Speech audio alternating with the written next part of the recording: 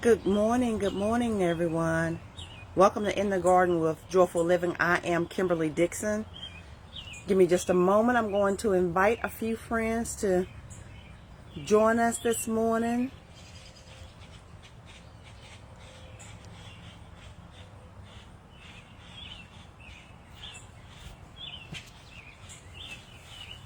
So, we're in the garden again on this lovely Saturday morning. So, while we wait for a few people to join us, good morning, Pamela.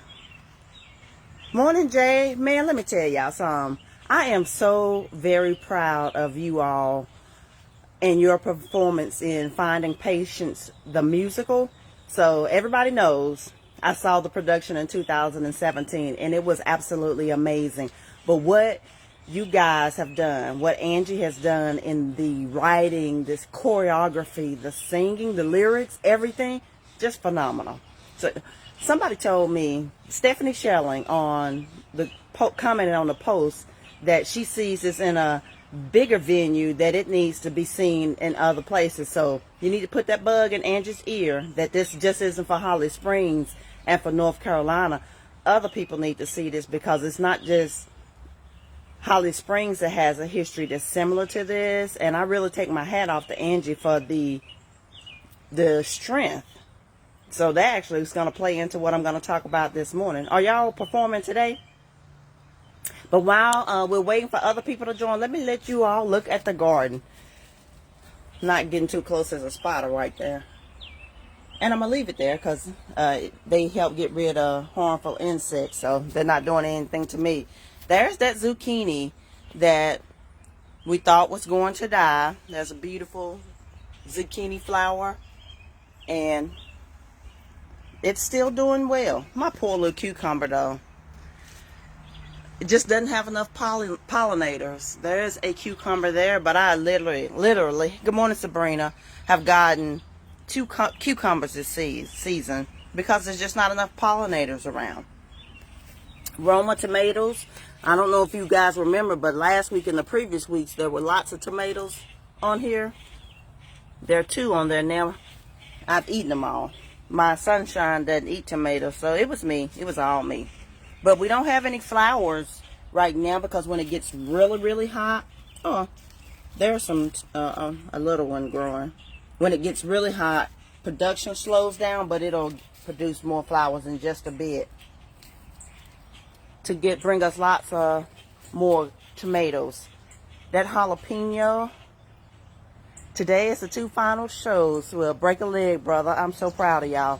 The jalapeno is getting down. You can see all of those peppers back there. I see a lot of salsa in my future. For y'all that cook with jalapenos, though, what else do you use them in? My hot cayenne pepper. See that one back there? She getting ready to get hot for us, y'all. She getting hot. The Japanese eggplant. Look at that. Y'all know I get excited about my vegetables and stuff growing. And then it's producing lots of little flowers. There's one, and there's another one, and there's 2 more back there. So there's going to be more eggplant coming. So this was snow peas. Snow peas are a spring and fall kind of crop, and it's too hot right here for it. So it's not really producing anything. Well, a lot. Look, there's one right there. Let me tell you something. Look, let me turn the camera around for this. In the very beginning, when I first started gardening, I said, don't grow anything that you don't like. But this is what I've learned. You don't like it when it comes out the grocery store because it's not even the same crop, literally. But when my son said that he wanted to grow snow peas, I was like, okay, so we planted some. So they're just standing out here in the garden one day. I ate one of them. And I was like, Jimmy the Cricket, I'm not planting anything else. I love snow peas. I just don't like them when you get them in the grocery store. They are so sweet and delicious. So I take back what I said about don't grow things that you don't like. Try something new. Because just because you don't like it in the grocery store does not mean you're not going to like it from grown the way that God intended it to be. So give it a try. Hey, baby, let me tell y'all this. I went to the Juneteenth parade in Zebulon to see the cowboys and the cowgirls because I grew up in the country and there was a pasture beside of us, and it was nothing but horses in it. And to watch those horses run over the rolling hills was magical. So my sunshine and I, we went to the parade. It was phenomenal. And Bebe was one of the cowboys that was there. I took a lot of pictures. Y'all know I'm a picture taker. But since then, we've become friends. So thank you for jumping on this morning. So this is the bee balm that is about to bloom. I'm hoping it will attract more pollinators so that we can get some more cucumbers. Sweet banana pepper getting down. This one is about ready to be picked. I like to let them wait until they've lost their green tinge completely, because that's when you know they're completely ripe. The ginger is coming along well. Moss flowers. Red bell pepper. It hasn't started turning red yet, but once it does, it's going to be sweet and delicious. But just as I've mentioned to you before, you can use this as a green bell pepper at that stage because it's ready to go. And this is actually my green bell pepper plant. One of my mini mint varieties. Strawberries. Zucchini. That one's struggling a little bit, but that one is doing well. I haven't gotten a female flower yet because, you know, the zucchini struggled early on. I wasn't even sure if it was going to survive, so I'm pleased at that. This is strawberry mint that I'm letting flower because, again, it's all about the pollinators. Lettuce that I'm letting go to seed so that it'll flower. This is my other struggling cucumber. It's struggling bad, but there's one cucumber back there. I've got one cucumber all season, and when I tell you it was delicious, it was delicious. Another bee balm plant. That's my watermelon plant there that's trying to take over everything. That's the rainbow barrel that I created. But it's got several small watermelons on it. They just need time to mature. And Jay, there's your favorite of the garden, the asparagus that we'll start harvesting next year. Some of the things that I've picked over the last few days, peppers and tomatoes. I've been eating tomatoes like ain't nobody's business. And a calla lily. More snow peas, citronella. I don't think citronella really works, y'all, because I put it here beside of where I sit. I still be getting tore up by the mosquitoes. But here's another snow pea. And just these, when you pick it at this stage and eat it, it is so good. Jay, I don't like okra either. But just because of the experience I've been having with some of the things that I have planted that I didn't necessarily love, I'm thinking that next year I may try it just to see if it's something that I actually do enjoy. I just haven't liked it when it was grown and put in the grocery store, because 99% of the time that stuff is shipped before it's ripe and shipped across the country or from another country. So what we're eating is not vegetables and fruit that are picked at the peak of ripeness. Good morning, Kimberly. So what we're getting in the grocery store is not representative of what the item actually tastes like or what it actually is. So to get to this morning's topic, God told me to talk about this several weeks ago, but he kept saying, not yet, not yet. But then this morning I was sitting here, I was like, oh my God, what am I going to talk about? And he said, it's time. So fear is something that I think most people struggle with, if not all people. Even the ones who have said the most famous and brilliant quotes about fear, it's one of those things that you can only know about. Jay said, okay, let me know how it goes. I'm going to make some okra and invite you over for dinner. You know, we on this journey to be our best self. We are already brilliant and wonderful, but we can be a little healthier. So we're on this journey. So I'm going to fix some okra for you. I'm going to go to the farmer's market and get some and try it. I don't know how to cook it though. Somebody, how y'all cook your okra? I don't know. But anyway, back to fear. It is something that has kept all of us in place at some point or another.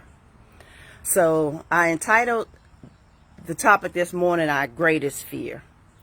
So everybody's fear may not necessarily be the same thing. I can go down a list of fears that as long as my 10 times over. Fear of moving, fear of dying, fear of getting sick, fear of losing friends, fear of being alone. the list just goes on and on and on. And we often hear people talk about a fear of failure, but I don't believe that's our greatest fear. So I'm going to read to you a couple of quotes about fear, tell you about some of my fears, and then just really get into the meat of this. So we've all heard there's nothing to fear but fear itself. And Franklin Roosevelt said that in 1933 at his inaugural address. Nothing to fear but fear itself, meaning that we are more afraid of a thing than, and the fear that it creates is enough to keep us in place. It stops us from moving. So it's that fear, that feeling of anxiety, that feeling in your stomach, in the pit of your stomach, where you just can't move, you can't do anything. It can be so bad that it's just gripping, and we don't know how to move forward from that point. And then Aristotle said, "He who has overcome his fears will truly be free."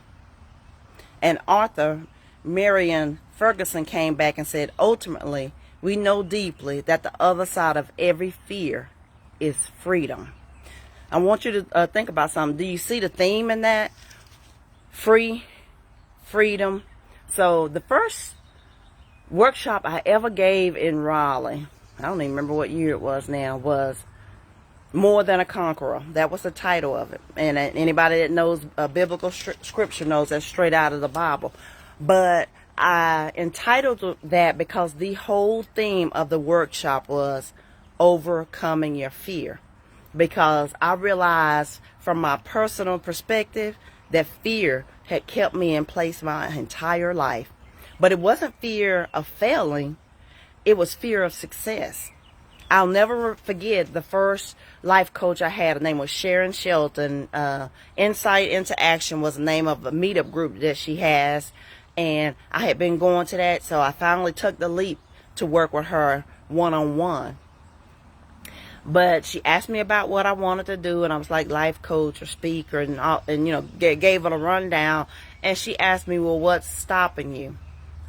And I told her, I literally remember telling her, I was like, "Well, Sharon, what if I say something insightful and profound today, and tomorrow people are expecting the same thing?" And I told her, "I'm not that profound." And her response to me was, "Kim, yes, you are. You have everything that you need." But I wasn't afraid of failing. I was afraid of the success. What if I succeed today? Then there's expectation that I'm going to be able to put out and give out the same thing on tomorrow. And I didn't think I had it in me to give that kind of success, to have that kind of power.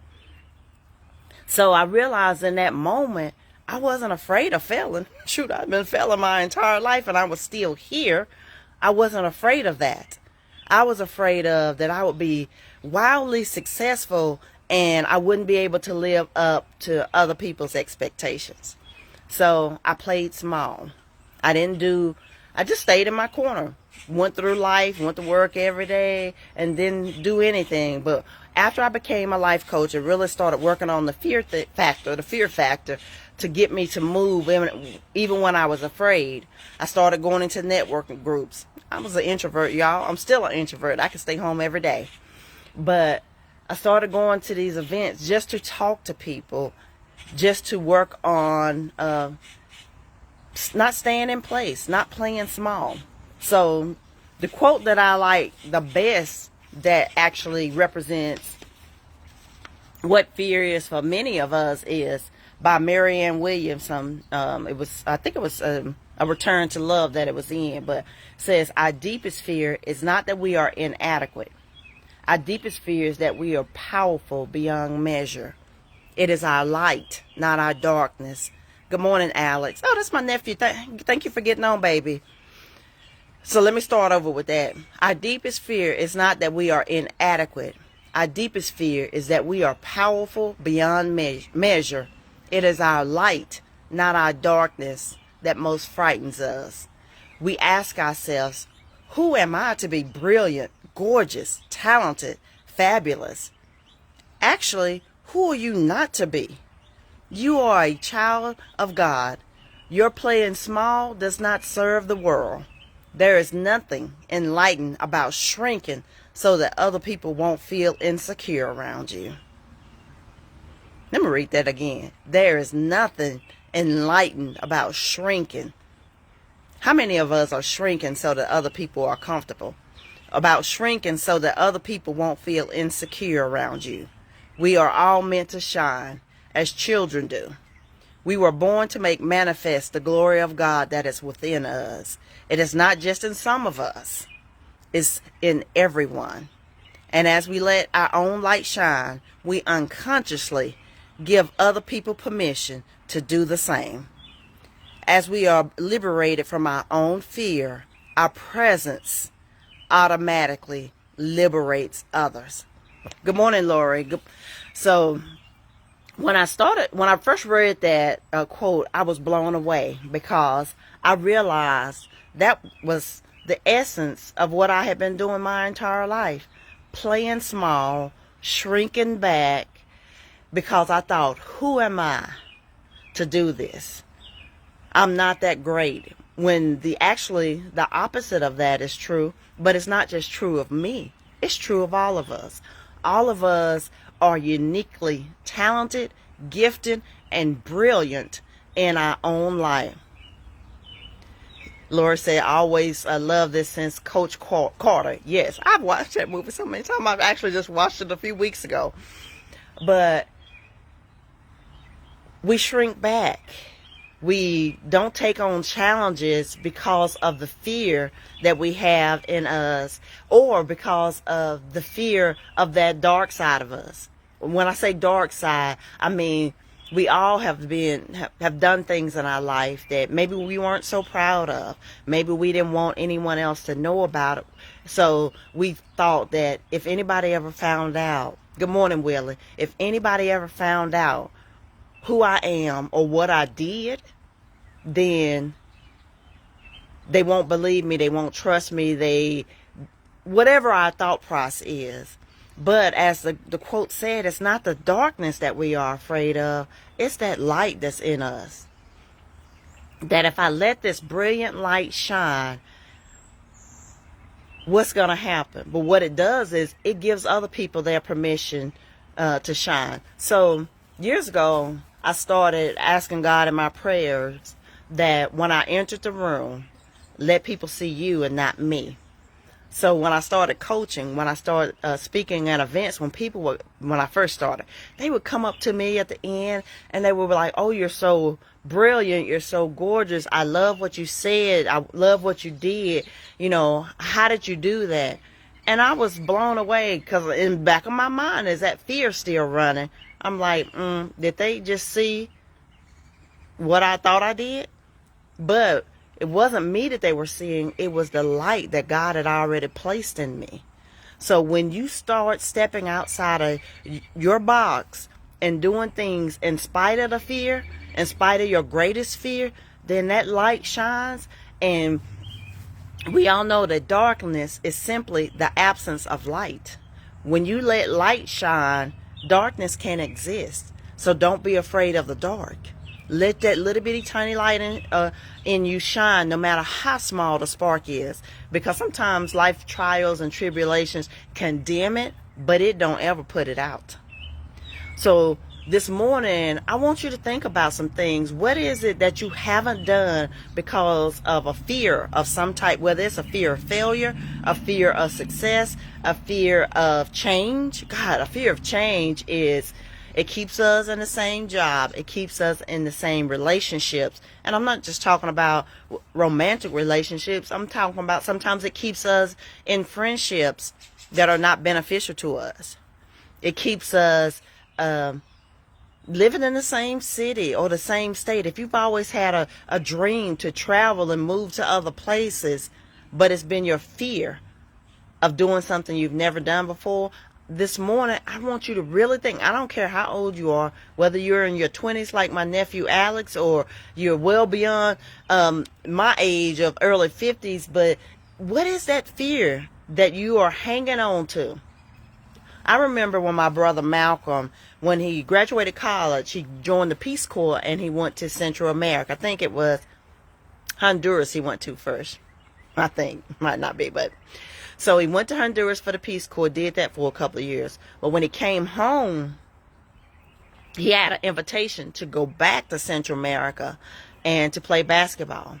And I remember, he may not even remember this conversation between he and I, but I do. We were sitting at Mama's outside, and everybody in the entire family had been telling him not to go back and play basketball, because that was a dangerous part of the world, and it wasn't like living in the U.S., and it was still considered to be third world, and they didn't have access to the things that we have here, and it was their fear for his safety, so everyone kept telling him, don't go back to play basketball. So he asked me that day, what did I think? And I told him, I was like, honestly, Mike, I would love to tell you to stay home and to not to do it. I was like, that would make me happy. I was like, but I can't do that, because I would rather for you go and me miss you than for you to get to your end of your life and tell your grandchildren, I had an opportunity to play basketball, but I didn't do it because fear kept you at home. So I'm telling you to go, regardless of what anybody else is doing. Now, I don't know if his deciding to go was because of my advice or not, but I told him to go because I didn't want him to look back on his life and have any regrets about what he didn't do. So I'm telling you this morning, go. Do what it is you've been dreaming of doing. Just take a tiny little step. That's all it requires. And keep taking a tiny little step a couple of steps a day, one step a day, whatever it takes. Continue to take those little steps and get to where it is you want to be. Don't let fear keep you stuck in the same place, doing the same thing, making you miserable. We cannot live in joy when fear is suffocating us, when it is choking the life out of us. Because guess what? When I was in high school, do you know I had a panic attack when it was time for us to do a presentation in front of the class? And now that's the very thing that I love to do. Talking in public, standing up in front of people. Now, do I feel excited every time? But that fear to where I'm having a panic attack, I'm talking about sweating, heart palpitations, the whole nine. I thought I was going to die that day. Do I have that kind of reaction to it? No, because this is the thing. When you start doing the thing that you are most afraid of, your body gets used to that feeling. You don't feel as afraid anymore, and you're able to exhibit courage and move in spite of the fear. So this morning, move in spite of the fear that you are feeling. So biblically speaking, Abraham had fear. Moses had fear. They all exhibited some type of fear when God told them. Noah had fear when he had these big gargantuan, I can't even say the word, tasks that God asked them to do. They felt fear. They got ridiculed by other people. They were laughed at, and sometimes they didn't even understand or believe what they were doing. People also, they even ran from that fear. But when they ran, it only put them in more trouble and caught. That's how Jonah ended up in the whale, running from what God told him to do. What is God telling you this morning that you've been running from? I've ran from an assignment, and I know I was running. And then I spent years running around the same track, not getting anywhere in life because I was running from the thing that God told me to do, which is He told me to teach. And He didn't say do it in a classroom. But that's what I was like, okay, I'm going to teach in a classroom. So I got on that track to get the education to become a teacher. And God said, that ain't what I told you to do. Like, I want you to talk to people that may not necessarily be sitting in a classroom.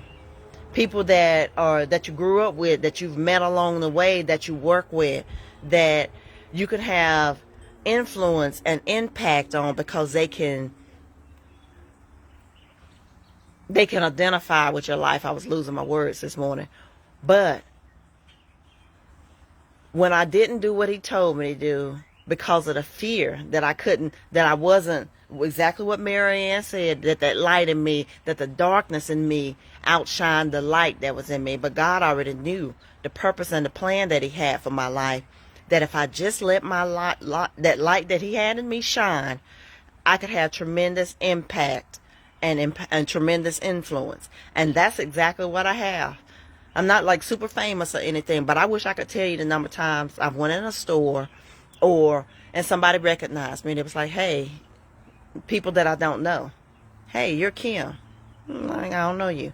But after a conversation, at some point or another, they've seen me either on YouTube or on this live. And then the people who were friends with me that were just watching the In the Garden segment just as a show of support, over the course of years, they've come back and they've told me, I started gardening for the first time because of your garden.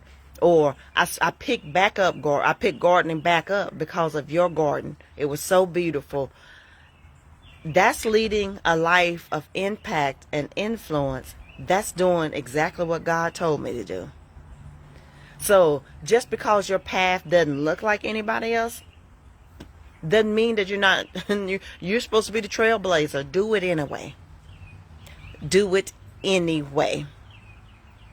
Stop letting fear hold you captive. Fear of what other people will think. Fear of you will fail. Fear of you will success. Fear of whatever it may be. Fear that the people in your household going to think you done lost your everlasting mind. Yeah, maybe you have. But maybe, just maybe, you're doing what God intended you to do from the very beginning. If you're supposed to minister to people on your job, start talking to people. It doesn't mean you got to hit them over the head with the Bible. I've never done that. I don't put my hand on people's head and you got to be healed now. But what I do is I share experiences with them. I share love with them. I share joy with them.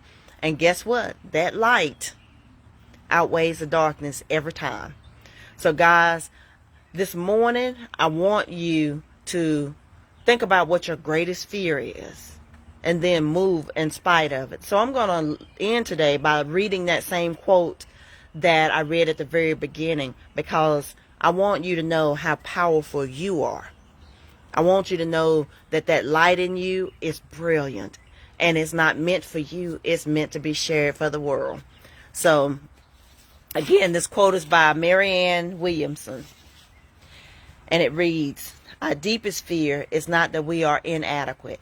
Our deepest fear is that we are powerful beyond measure. It is our light, not our darkness, that most frightens us. We ask ourselves, who am I to be brilliant, gorgeous, talented, fabulous? Actually, who are you not to be? You are a child of God. Your playing small does not serve the world. There is nothing enlightened about shrinking so that other people won't feel insecure around you. We are all meant to shine as children do. We were born to make manifest the glory of God that is within us. It's not just in some of us, it's in everyone. And as you let your own light shine, we unconsciously give other people permission to do the same. As we are liberated from our own fear, our presence automatically liberates others. So, who are you holding captive by not doing what you're supposed to do? Think about it.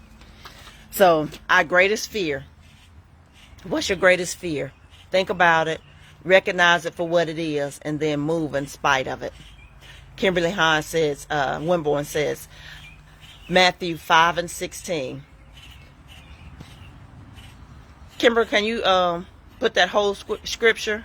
Because I don't know what it is right off the top of my head. Honestly, I don't. But we all have fear.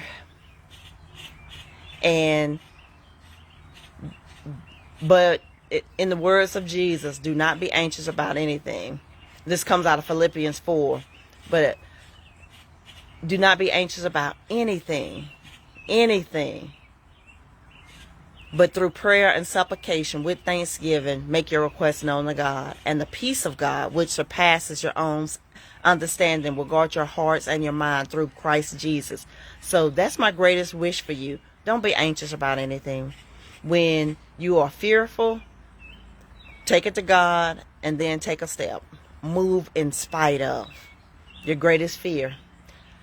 When Daddy died, my greatest fear was living without him. But I used it. Kimberly said, let your light shine so before men that they may see the good works and glorify your Father in heaven. I can't read either. Kimberly said, let your light so shine before men that they may see the good works and glorify your Father in heaven. That's Matthew 5:16. Let your light shine. In whatever arena that it is supposed to shine in. Some people are supposed to be in business. Some people are supposed to be in the classroom. Others is supposed to be on your job. Wherever it's supposed to be in your family. Let that light shine so that other people can see the good works. And let theirs shine. Give them permission to let their light shine too. I often tell people that I'm a weirdo. Because I am. But I love it. Because I was created to be uniquely different. So that light of being a weirdo, that unique light that's in me, will give people to let their permission to let theirs shine. So today, when you go out, put those lights on high beam and let it shine, baby, let it shine. Guys, thank you for watching In the Garden with Joyful Living. I love you. Jay, break a leg. These are the last two performances. I know y'all's voice and bodies are tired, but you go out there and good morning, Alex. Alex, I'm just ending up, but go back and listen to it because it's all about fear and our greatest fear and moving in spite of it. But to Alex and Jay, when y'all go out there today and do your last two shows, do it like you haven't done it before. Let your light shine, because I can guarantee you, somebody in that audience wants to act. They want to sing, but the fear is stopping them. So you go turn it on. My baby was sitting on the edge of his seat and looking and just taking in every little scene. Because he's an artist. He's a musician. He can draw. He can do all kinds of things. But watching you guys the other night, he hit me with an elbow. He was like, isn't that Jay? And I was like, yeah, it is. And I pointed out Alex, I know him. I pointed out Hadassah, I know her. I pointed out Markeithia and Angie. I was like, I know those people. And he was like, you do? So in his eyes, you guys are stars. Go out there and shine like one today. Anyway, I love y'all. I love all y'all. Thank you for watching this morning. And I'm so grateful and thankful to God that he gave me this message weeks ago, which I've talked about fear many times, but not using this particular quote. But this morning when I got up, I was like, God, what do you want me to talk about? And he's like, the quote.